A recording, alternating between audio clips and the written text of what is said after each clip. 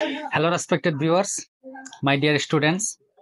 আজিৰ এই ভিডিঅ'টো খুবেই ইম্পৰ্টেণ্ট আপোনালোকৰ কাৰণে কিয়নো মেট্ৰিকত যিবিলাক ছাত্ৰ ছাত্ৰী অলৰেডি পাছ কৰিল সিহঁতৰ কাৰণে কেনেকৈ নতুন কলেজত এডমিশ্যনৰ প্ৰচেছ কি ডকুমেণ্টছ লাগিব, দৰ্পণত কেনেকৈ আপোনালোকে ৰেজিষ্ট্ৰেশ্যন কৰিব, কি কথা এইবিলাকৰ বিষয়ে অলপ আজি আলোচনা কৰিম। আৰু লগতে এটা কথা আলোচনা কৰিম যে মেট্ৰিক পাছ কৰাৰ পিছত কেনেকুৱা ডকুমেণ্টছ আপোনালোকে ৰেডি কৰি থ'ব লাগিব, লগতে কম্পাৰ্টমেণ্টেল এক্সাম কেতিয়া হোৱাৰ সম্ভাৱনা আছে এই বিষয়ে আজি ভিডিঅ'টোত আলোচনা কৰিম। গতিকে ভিডিঅ'টো শেষলৈ চাব বুলি অনুৰোধ জনালোঁ। যিয়ে নহওক, এতিয়া কথা হ'ল যে যিবিলাক ছাত্ৰ ছাত্ৰী মেট্ৰিকত উত্তীৰ্ণ হ'ল, কংগ্ৰেচুলেশ্যন টু দেম। এতিয়া আপোনালোকে নতুন কলেজত কেনেকৈ এডমিশ্যন ল'ব, দৰ্পণত কেনেকৈ ৰেজিষ্ট্ৰেশ্যন কৰিব, কি ডকুমেণ্টছ লাগিব এই সম্বন্ধে অলপ আলোচনা কৰিবলৈ বিচাৰিছোঁ।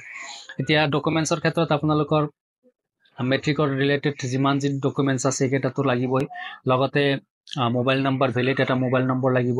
লগতে কাষ্ট চাৰ্টিফিকেট আপোনালোকে বনাই ল'ব, আৰু পাৰে যদি এক্সচেঞ্জ এটা কাৰ্ডো বনাই ল'ব। যিহেতু যিকোনো এপ্লাইৰ কাৰণে কি লাগে, এক্সচেঞ্জ কাৰ্ড, কাষ্ট চাৰ্টিফিকেট, মেট্ৰিকৰ ৰিলেটেড যিকোনো চাৰ্টিফিকেট, যিকেইটা ডকুমেণ্টছ অলৰেডি হৈছে গোটেইকেইটা আপোনালোকে ৰেডি ৰাখিব।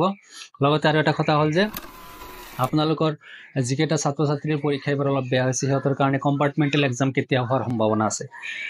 যিহেতু এতিয়ালৈ অফিচিয়েল কোনো নটিচ অহা নাই, নটিচ হোৱাৰ লগে লগে মই ভিডিঅ'ত ধুনীয়াকৈ বুজাই দিম। তথাপিতো আমি এটা অনুমান কৰিব পাৰোঁ যে যোৱা বছৰ জুন মাহত ৰিজাল্ট দিয়া হৈছিল আৰু পৰীক্ষাটো হৈছিল জুলাই মাহত।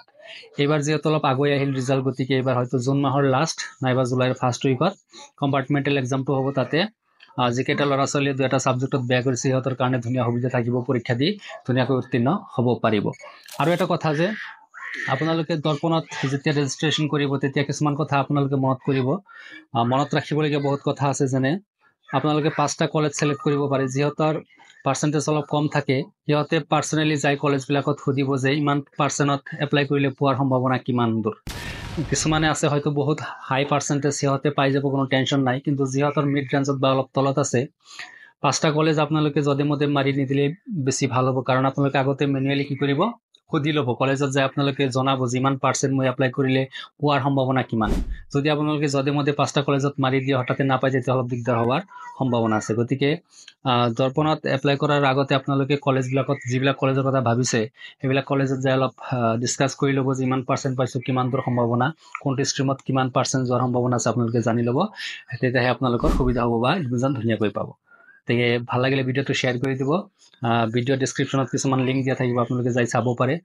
এটা এডুকেশ্যনেল চেনেল হয়, আপোনালোকে অলপ শ্বেয়াৰ কৰি দিব, ছাবস্ক্ৰাইব কৰিব, লাইক কৰিব। আজিৰ ভিডিঅ'ত ইমানেই, থেংক ইউ।